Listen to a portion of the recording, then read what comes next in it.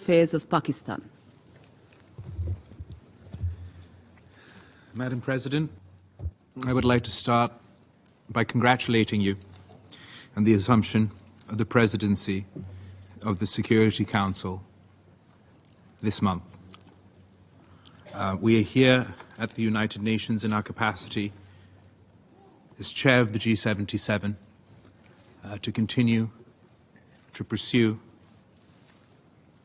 an extensive agenda based on multilateralism for the developing world.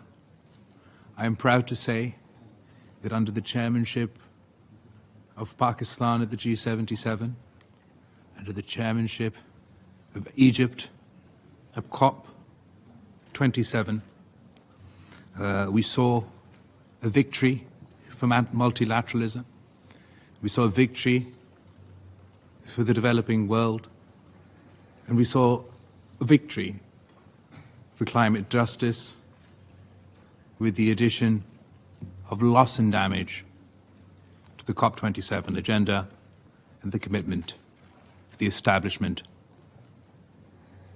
of a loss and damages funding facility.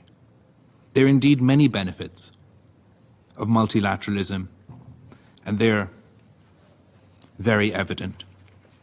This open debate has enabled me the opportunity to comment on, to respond to the concept note and the related questions circulated by the Indian presidency.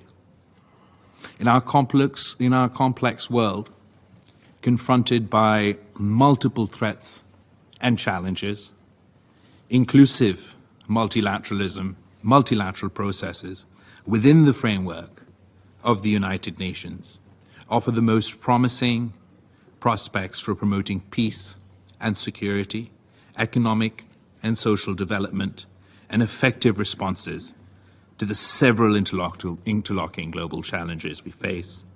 It is therefore of vital importance to empower and efficiently utilize all the main organs of the United Nations, the General Assembly, the Security Council, the Economic and Social Council, the Human Rights Council, the International Court of Justice, and the Secretary General and Secretariat of the United Nations.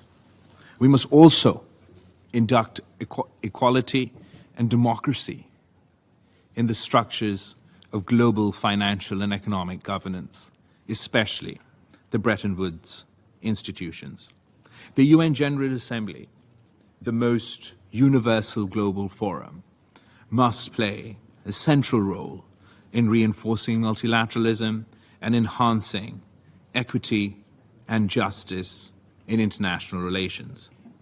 The world's attention must also turn away from pursuing narrow national ambitions and face collectively, multilaterally, first and foremost, the existential threats that we face as the human race, be it in the shape of the COVID pandemic, be it in the form of climate catastrophe and climate change, or the issues of the nuclear threat, terrorism, extremism, the increasing propensity for narrow-minded populism, authoritarianism, religious intolerance. We must confront the rise of the ideologies of hate, of xenophobia, of Islamophobia, of populist extremism, racial and religious intolerance, which impose discrimination and violence and even threats of genocide against vulnerable minorities in certain countries. Mr. President, the United Nations Security Council has the primary responsibility for the maintenance of international peace and security. Multilateral solutions under the umbrella of the Security Council offer the most effective approach to promoting peace and resolving conflicts. Parties to a dispute cannot advocate multilateral processes one day, multilateral reform one day, and insist on bilateral avenues the next, or ultimately impose unilateral solutions. Pakistan firmly believes that the major security problems, including those in our region, Madam President, can be effectively and peacefully resolved through the active involvement of the Security Council and the Secretary General. Multilateralism must be based on universal and consistent adherence to the fundamental principles of the UN Charter, self-determination of peoples, non-use or threat of force, non-acquisition of territory by the use of force, respect for the sovereignty and territorial integrity of states, and non-interference in their internal affairs. Strict adherence to the Charter's principles has become all the more essential in the context of recent and ongoing conflict. The Council must seek to resolve conflicts and disputes, not merely manage them. It should address the underlying causes of conflicts, such as foreign occupation and suppression of the recognition of rights of peoples to self-determination. And in accordance with their obligation, under Article 25 of the Charter, member states must implement the decisions of this very UN Security Council. The Security Council must act not only after a conflict has erupted, it must act preemptively to prevent and avert conflicts before they occur.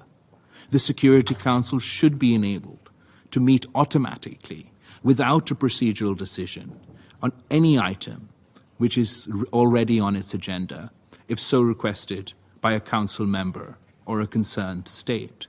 The Secretary General should be less resonant in exercising his authority under Article 99 of the Charter to draw the Council's attention to impeding threats to peace and security. And no party to a conflict or dispute should be able to refuse the Secretary General's good offices whenever these are offered, nor to reject recourse to the modalities for the specific settlement of disputes prescribed under Charter 8 of the UN Charter. Madam President, the Security Council should no doubt reflect contemporary global realities. The most significant changes in global realities is the emergence of a UN membership now composed by 193 mostly small and medium-sized states. They need to be equitably represented through the expansion of the Security Council.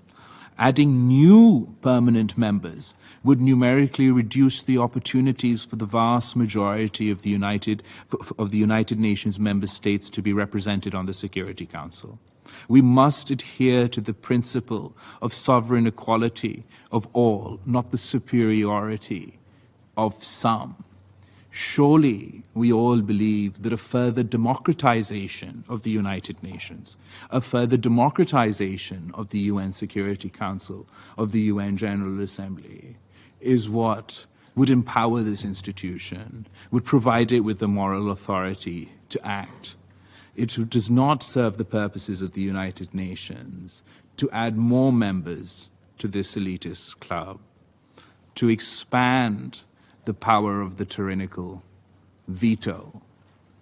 It would serve this institution to further democratize, to allow for the principle of the sovereign equality of all and not the superiority of some.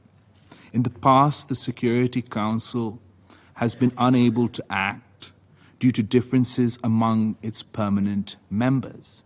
Adding new permanent members would multiply the possibility of paralysis at the Security Council. The problem cannot be the solution, and surely states which have a record of not implementing the resolutions of this very Security Council cannot be considered worthy of consideration for any form of Council membership.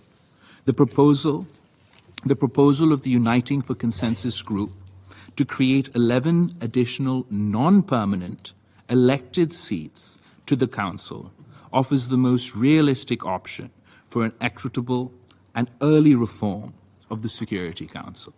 The UFC model would provide equitable representation to all member states and regions, including Africa.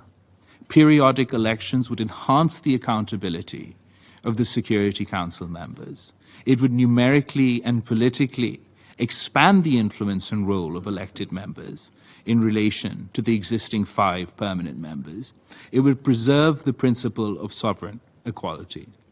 Madam President, all our endeavors to promote world order, peace and stability will come to naught unless we can realize the Charter's second objective, universal social economic development.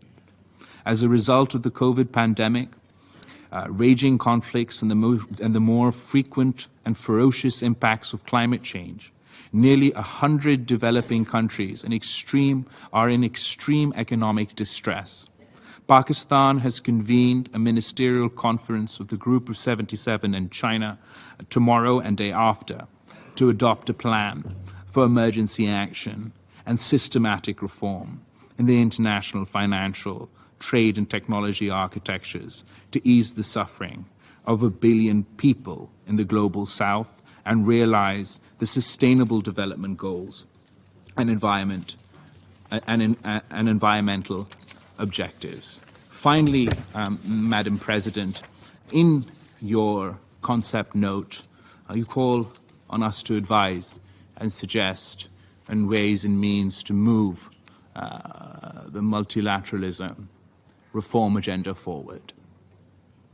There is an agenda item left unaddressed, Madam President, that we believe is a multilateral agenda, that is an agenda of this UN Security Council. If we want to see the success of multilateral institutions, the success of multilateralism, the success of this very council, then surely you can aid in this process and allow for the implementation of UN Security Council resolutions when it comes to the question of Kashmir. Prove that multilateralism can succeed. Prove that the United Nations Security Council, under your worthy presidency, can succeed and deliver peace in our region. I thank you. I give